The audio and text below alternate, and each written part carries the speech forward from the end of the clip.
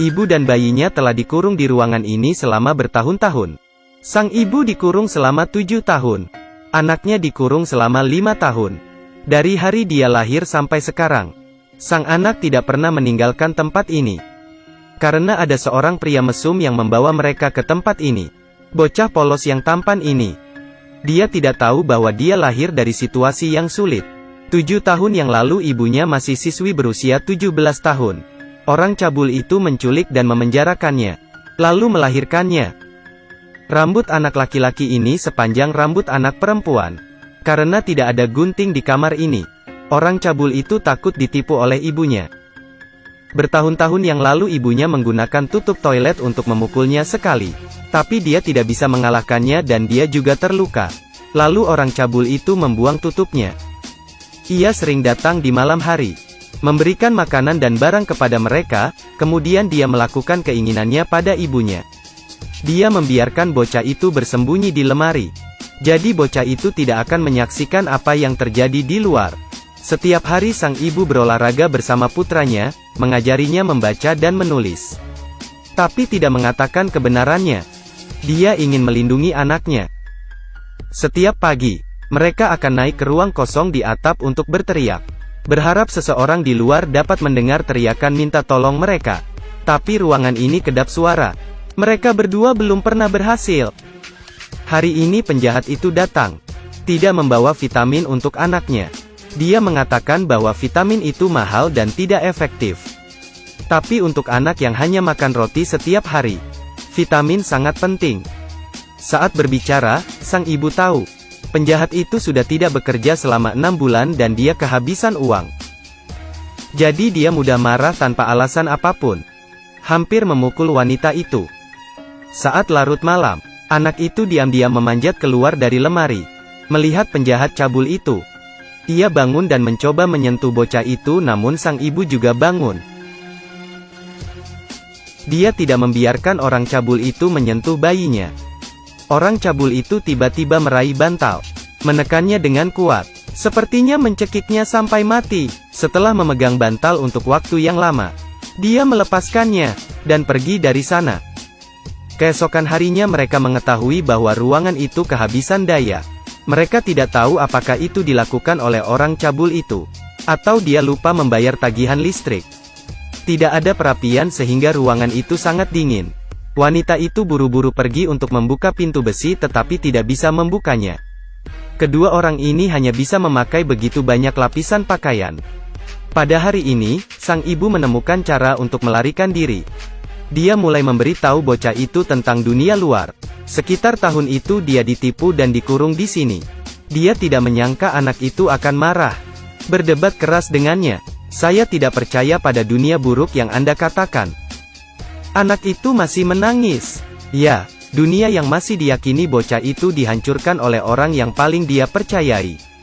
Bagaimana bocah itu bisa bertingkah normal? Sang ibu hanya bisa berbicara tanpa daya. Dia dikurung di sini dengan putus asa. Tidak mengatakan sepatah kata pun, atau bahkan bergerak. Anak laki-laki itu hanya harus bermain sendiri. Saat bermain, dia mengambil cangkir. Melalui bagian bawah cangkir, dia melihat cahaya dan dia sepertinya mengerti. Di luar ruangan ini mungkin ada dunia lain. Jadi anak laki-laki itu mulai aktif bertanya kepada ibunya apa yang ada di luar sana. Ibunya sangat bersemangat. Dia perlahan memperkenalkan dan memberitahu anaknya itu tentang dunia luar. Untuk membuat bocah itu semakin penasaran, dia mendiskusikan rencana dengan bocah itu. Menyuruh anak itu berpura-pura sakit untuk mengelabui orang cabul. Membiarkan penjahat itu membawanya ke dokter. Dengan cara itu, anaknya bisa melihat dunia luar. Untuk membantu putranya berpura-pura sakit, ibu menutupi wajah anaknya dengan handuk panas. Membuat seluruh tubuhnya menjadi panas dan wajahnya merah. Lalu memasukkan tangannya ke mulutnya. Membuat dirinya muntah di tempat tidur. Lalu menaruh kertas sos di saku anak. Jadi ketika sang anak bertemu seseorang setelah keluar, dia akan memberikannya kepada mereka. Penjahat itu datang dengan cepat. Ibu memberitahunya bahwa anak laki-laki itu sakit. Ia membungkuk untuk menyentuh anak itu. Sangat panas. Dia mengatakan bahwa besok malam dia akan membawa obat penurun demam. Sang ibu berkata, "Tidak, kau harus membawanya ke rumah sakit." Tapi pria itu tidak setuju. Keduanya bertengkar dengan keras. Orang itu membalikkan punggungnya. Mereka tidak berharap dia begitu kejam. Rencana ini gagal. Ibunya menangis sepanjang malam. Tapi dia datang dengan rencana kedua, adalah membiarkan anak itu berpura-pura mati. Orang cabul akan membawanya untuk dikubur. Di jalan, anak itu akan menemukan peluang untuk melarikan diri. Meskipun anak itu terus-menerus berdebat dengan ibunya, tapi ia sangat sabar, mengajari anaknya cara bersembunyi di permadani berulang kali, cara keluar dari karpet untuk melarikan diri dari mobil. Anak ini akhirnya paham. Pada akhirnya, dia setuju untuk berkoordinasi dengan ibunya. Keduanya saling berpelukan untuk terakhir kalinya. Lalu terdengar suara pintu terbuka. Sang ibu dengan cepat menggulingkan putranya ke permadani. Dia langsung menangis sedih ketika penjahat memasuki kamarnya. Dia bilang anaknya tewas. Orang itu sepertinya sedikit terkejut. Tapi dia percaya semua itu. Dia ingin melihat anak itu sekali. Tetapi wanita itu memukulnya, sehingga dia hanya bisa mengambil kembali tangannya. Orang cabul itu memutuskan untuk membawa bocah itu keluar untuk dikubur. Wanita itu berkata dia tidak bisa mengubur bayi di taman ini, dia akan sangat merindukannya. Penjahat itu setuju. Pada saat itu dia sangat bingung. Hanya bisa menyetujui semua permintaannya. Akhirnya orang cabul itu membawa pergi anak itu. Ibu dan anak laki-laki itu saling memandang sebelum mereka pergi. Itu semua tergantung pada anak itu. Ini adalah pertama kalinya anak itu keluar, dia sangat gugup. Dia terengah-engah selama beberapa jam, hampir terdengar. Untungnya, dia menahan napas, membuat orang cabul itu mengabaikan kecurigaannya. Seperti yang diharapkan, orang cabul itu membiarkannya masuk ke truk pickup dan berangkat. Anak laki-laki berbaring di mobil yang bergerak dan dia sangat ketakutan. Tapi dia ingat apa yang dikatakan ibunya. Dia tahu waktunya telah tiba. Dia mulai bergerak. Mobil berhenti 2 kali, bocah itu akhirnya keluar dari karpet. Lalu dia tercengang. Langit luas dan dunia yang besar. Benar kata ibunya. Dia berdiri dan menempel di sisi mobil dan melihat semuanya.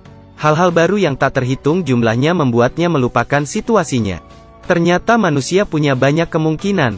Dan juga kebebasan. Dia tidak berani melompat keluar dari mobil karena ibu menyuruhnya menunggu mobil berhenti sebelum melompat.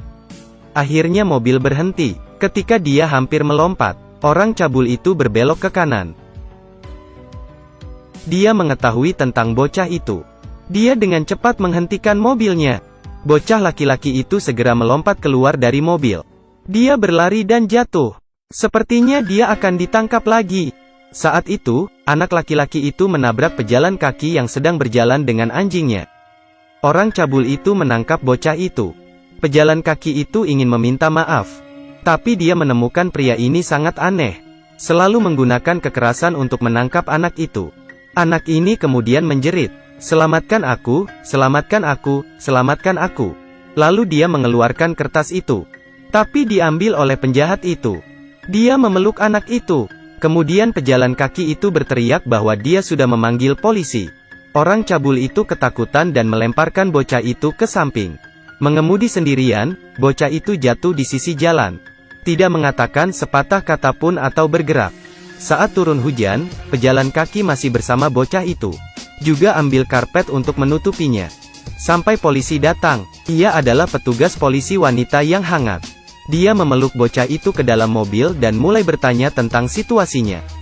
Tapi bocah itu tidak mengatakan sepatah kata pun, dia sangat ketakutan.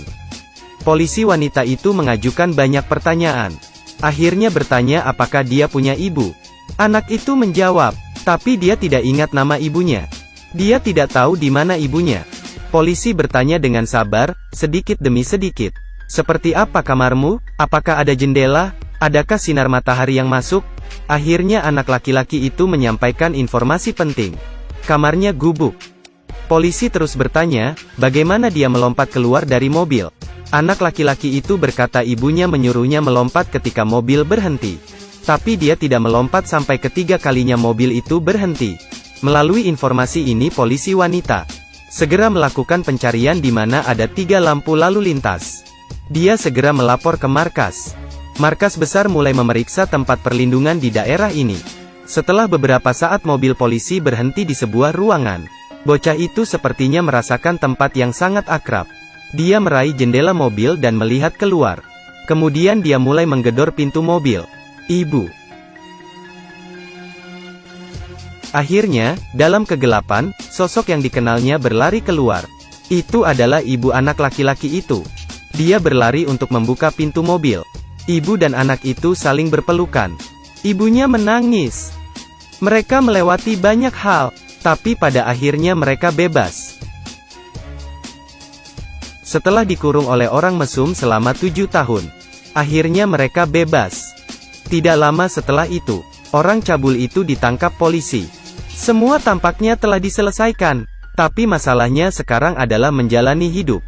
Bocah itu sudah berusia 5 tahun. Pertama kali pergi keluar, dia sedikit tidak bisa beradaptasi. Dia tidak berani berbicara dengan siapapun. Jika ada sesuatu yang dibutuhkan anak laki-laki itu, dia akan memberitahu ibunya terlebih dahulu. Kemudian ibunya yang mengatakan pada orang lain, "Nenek ingin memotong rambut panjang anak laki-laki itu." Tapi bocah itu tidak mau. Dia mengatakan itu adalah kekuatannya. Semua orang masih mengerti untuknya. Selalu memperlakukannya dengan sangat lembut. Perlahan membuat dia melepaskan kewaspadaannya. Sampai suatu hari, kakek bocah itu menemukan bahwa ia sangat tenang. Tapi tampaknya diam-diam mengamatinya. Jadi kakek pura-pura bergumam, membawa anak itu ke dapur. Membuatkan bocah itu semangkuk sereal yang lezat. Akhirnya dia mengucapkan kalimat pertama padanya. "Apakah kamu punya anjing?" Anak itu mulai membuka hatinya. Tapi ibu mulai kesal. Dia mulai menyesal dan mudah marah. Melihat foto sebelumnya dan melihat gadis-gadis lain. Dia sangat marah, karena dia tidak mengerti, mengapa takdir membuatnya sangat menderita. Suatu kali, putranya duduk di sampingnya dan melihat ke telepon. Membuat kebisingan. Dia dengan kasar menarik bocah itu keluar. Ibunya datang untuk menasihatinya. Dia juga berbicara dengan keras kepada ibunya. Dia menyalahkan tanggung jawab penculikannya pada ibunya. Karena ibunya mengajarinya untuk menjadi orang baik. Bersikeras bahwa ini adalah alasan yang menyakitinya. Kemudian seorang reporter datang untuk mewawancarainya. Mereka selama wawancara menanyakan banyak pertanyaan yang keterlaluan. Pernahkah Anda berpikir untuk bunuh diri? Menunggu bayi tumbuh? Apakah Anda memberitahu bayi tentang ayahnya? Pertanyaan yang paling kritis adalah persalinan. Mengapa Anda tidak membiarkan pria itu meninggalkan bayinya di rumah sakit? Jadi anak itu bisa bebas. Mengapa Anda tidak mengorbankan diri Anda sedikit? Pertanyaan ini seperti pisau yang menikam di hatinya. Dosa seperti hantu yang menempel padanya. Membuatnya sedih, tak terkendali. Malam itu dia meminum obat untuk bunuh diri. Ketika anak laki-laki itu mendengar ibunya muntah, dia berlari ke kamar mandi dan menemukan ibunya dalam keadaan koma. Dia menjerit, sampai kakek nenek bergegas masuk, membawanya ke rumah sakit. Sejak ibunya dirawat di rumah sakit, untuk memulai perawatan psikologisnya. Ini pertama kalinya anak itu meninggalkan ibunya. Dia berusaha untuk belajar hidup sendiri. Secara bertahap di bawah perhatian semua orang. Bocah itu bisa berbicara dengan orang asing. Suatu hari kakeknya membawa pulang seekor anjing. Dia sangat senang, bersenang-senang dengan anjing. Tapi anak laki-laki itu selalu merindukan ibunya. Terkadang dia melihat foto ibunya ketika dia masih kecil. Dia merenungkannya. Dia mencoba memahami rasa sakit ibunya. Hari itu, tiba-tiba anak laki-laki itu mendatangi neneknya. Bertanya pada nenek apakah dia bisa membantunya memotong rambutnya?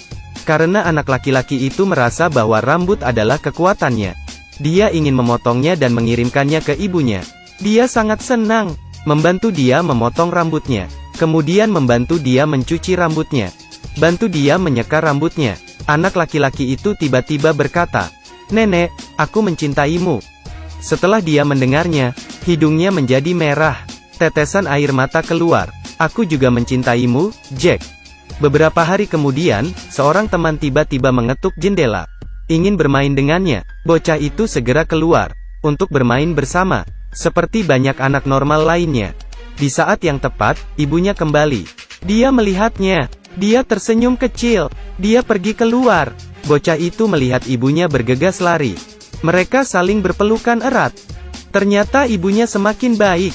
Sang ibu memberitahu anak laki-laki itu bahwa ketika dia melihat rambut yang dikirimnya, sang ibu segera tahu bahwa dia bisa pulih kembali. Setelah itu, hidup mereka menjadi lebih baik. Keluarga yang harmonis dan penuh canda tawa. Ibu dan anak laki-lakinya sering keluar untuk mengeksplorasi hal-hal baru. Semuanya sangat indah.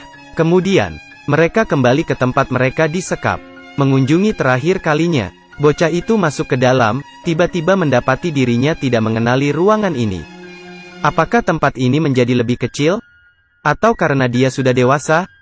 Akhirnya bocah itu mengucapkan selamat tinggal pada peralatan rumah tangga yang membesarkannya. Selamat tinggal pohon, selamat tinggal kursi, selamat tinggal lemari. Dia ingin ibunya mengucapkan selamat tinggal pada ruangan ini bersamanya. Ibunya segera mengucapkan kalimat lembut. Selamat tinggal kamar. Mereka akhirnya berhasil melepaskan kandangnya. Kandang ini bukan hanya ruangan itu, tapi juga ruang di dalam jiwa. Jiwa setiap orang terjebak dalam sebuah ruangan. Kita harus menjadi lebih tangguh untuk menghancurkannya. Seperti yang dikatakan nenek, tidak ada yang lebih tangguh dari diri sendiri. Kita semua harus membantu orang yang kita cintai, mendampingi dan mendukung mereka agar lebih kuat.